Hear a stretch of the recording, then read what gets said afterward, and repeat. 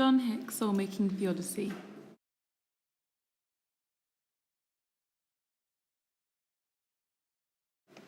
Hick argues that there is evidence for the reason of suffering and evil in the world. Strength. Hick argues that humans are created at an epistemic distance from God. If we knew that God existed, we would not be free because we would just do whatever we thought God wanted us to do. This explains why God allows animal suffering and even pointless suffering.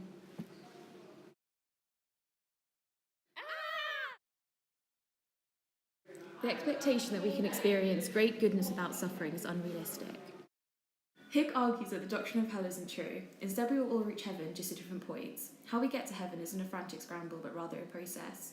Hick's theodicy also generally fits with scientific evidence about the origins of the human race.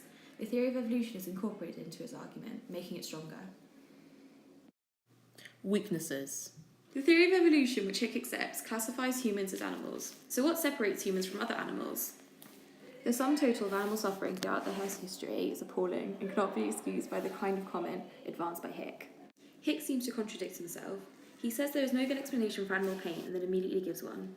Moreover, the appeal that epistemic distance is there to justify animal suffering fails, since there appears to be no.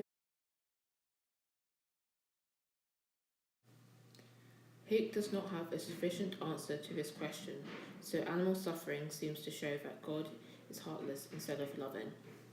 The second weakness for Hick's theodicy is ends don't justify the means. The sum of human and animal pain is not justified by the promise of heaven.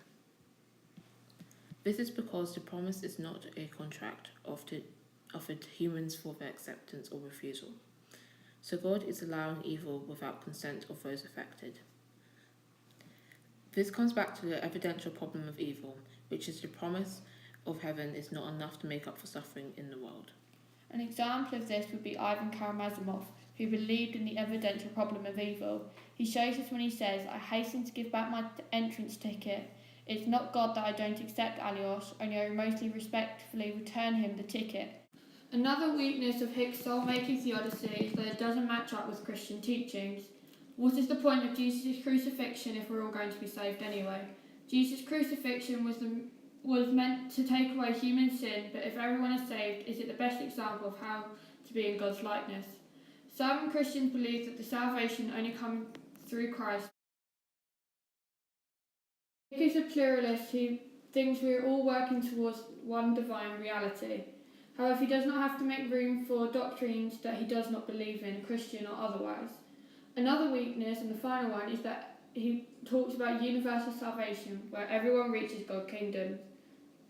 If this is the case, what is the point of the pilgrimage or the journey of life? If God wants a spiritually mature people, why does he not just create them?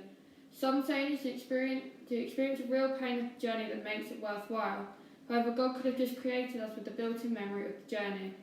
In summary, the Hick soul-making theodicy is reasonably consistent and makes good use of the concept of the epistemic distance, but includes the free will defence into it, and thereby assuming that all humans have libertarian kind of freedom to respond to God or not. As with the free will defence, the question about the amount of suffering is if it's worth it for the journey is still at play, and it's hard to decide without experiencing heaven. The end. Thank you for watching.